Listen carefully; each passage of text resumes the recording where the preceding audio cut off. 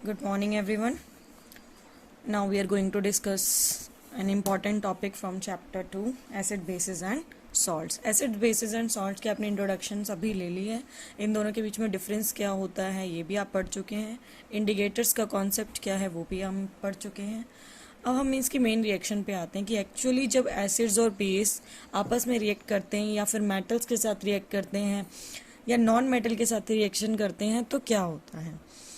तो देखिए आपका पहला टॉपिक है whenever an acid and base react with metals. Metal कोई भी हो सकता है, आयरन है, सोडियम है, मैग्नीशियम है, पोटेशियम, कैल्शियम, जितने भी आपके पीरियोडिक टेबल में है उसमें मैक्सिमम ऐसे मेटल हैं जो बड़ी आसानी से इन एसिड के साथ रिएक्ट कर जाते हैं.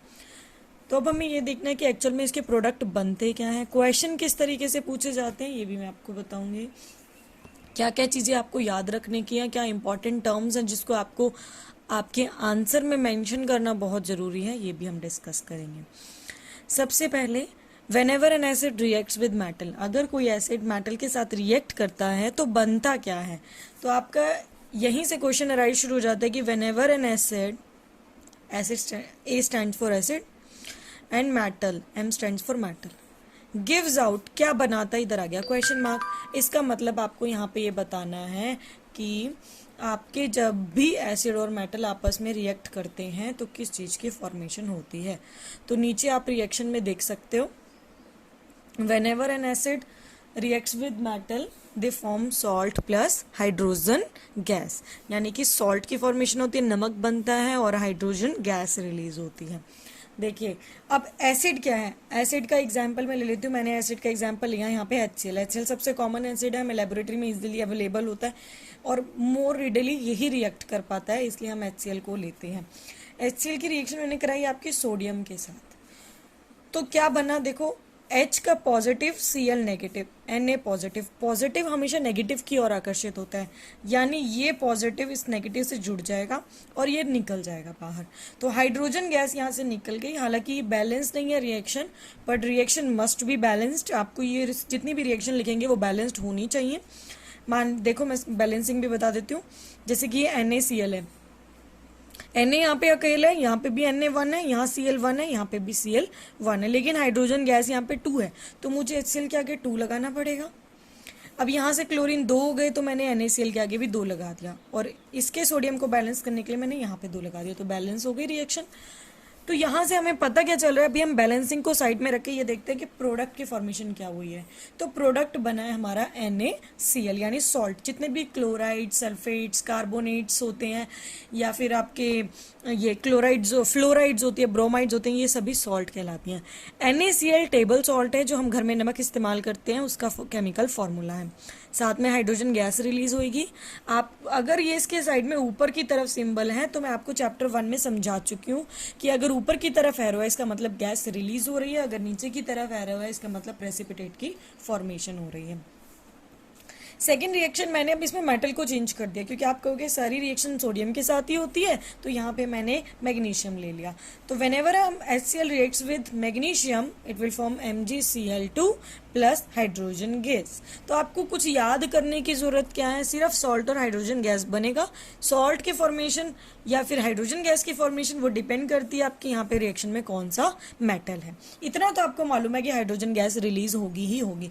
तो 1 मार्क का क्वेश्चन अराइज होता है कि which gas will liberate when acid और a base react with metals. तो आपको बिना कुछ सोचे समझे, बिना कोई रिएक्शन लिखे डायरेक्टली लिख सकते हैं hydrogen gas will liberate.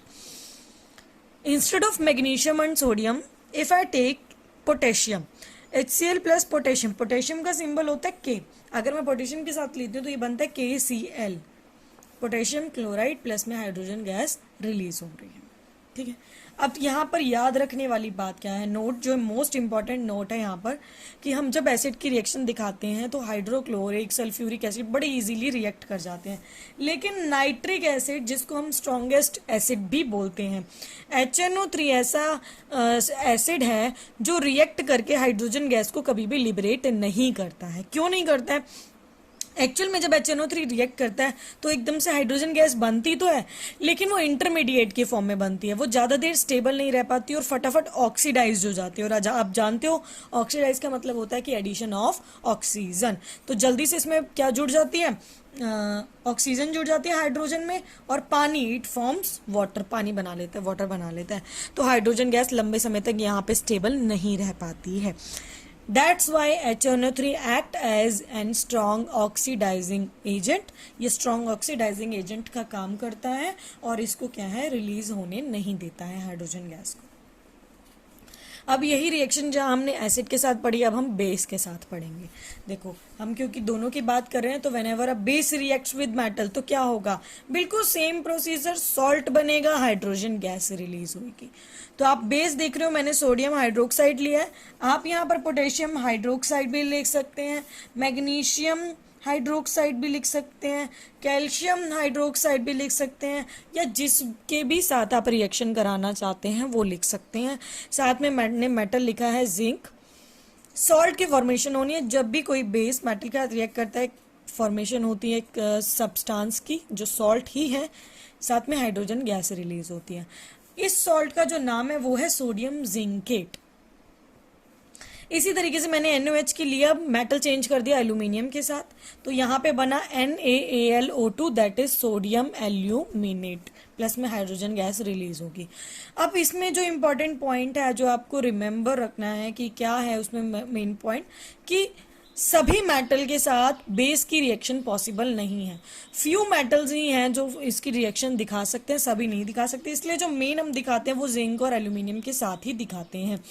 Zinc के साथ सोडियम जिंकेट बनेगा और एल्यूमिनियम के साथ सोडियम एल्यूमिनेट बनेगा। तो यहाँ से हमने ये रिएक्शन देखी कि एसिड या बेस जब भी रिएक्ट करेंगे तो किस टाइप की गैस रिलीज होगी। तो 1 मार्क में हमारा क्वेश्चन खत्म होता है यहाँ पे कि hydrogen gas will liberate. Second question arise होता है आपका 1 मार्क में, how will you detect the hydrogen gas. हमें कैसे पता चलेगा कि हाइड्रोजन गैस निकली है, तो डिटेक्शन बहुत जरूरी है। तो हाइड्रोजन गैस जब भी अगर आपकी किसी बीकर में रिएक्शन हो रही है और वहां से गैस की फ्यूम्स निकल रही हैं, धुआं निकल रहा है, तो वहां पे बर्निंग मैच स्टिक या तो जलती हुई मोमबत्ती या जलती हुई माचिस की तीली को पास लेके जाओ, एक पटाखे की तरह पॉप साउंड क्रिएट होगी, जैसे पॉपअप्स बॉम्ब्स आते हैं ना, जमीन पे फेंको तो वो बचते हैं, तो बिल्कुल ऐसी पॉप साउंड पटाखे की छोटी सी आवाज आपको सुनाई देगी। तो इसका मतलब वहां पे कौन सी गैस रिलीज हो रही है, हाइड्रोजन गैस रिलीज हो रही है। तो ये डिटेक्ट करने का तरीका है 1 मार्क में ये क्वेश्चन। थर्ड क्वेश्चन जो अराइज होता है कि whenever sodium hydroxide reacts with zinc which substance will form, ये कभी चेंज नहीं होगा कि सॉल्ट विल फॉर्म। तो इसका नाम पूछ लेते हैं 1 मार्क में कि इसका नाम क्या है। फेमस रिएक्शन है, नेमिंग रिएक्शन बोलते हैं इनको, जो नाम से जानी जाती हैं। इसे सोडियम जिंकेट रिएक्शन बोलते हैं, इसे सोडियम एल्यूमिनेट रिएक्शन बोलते हैं।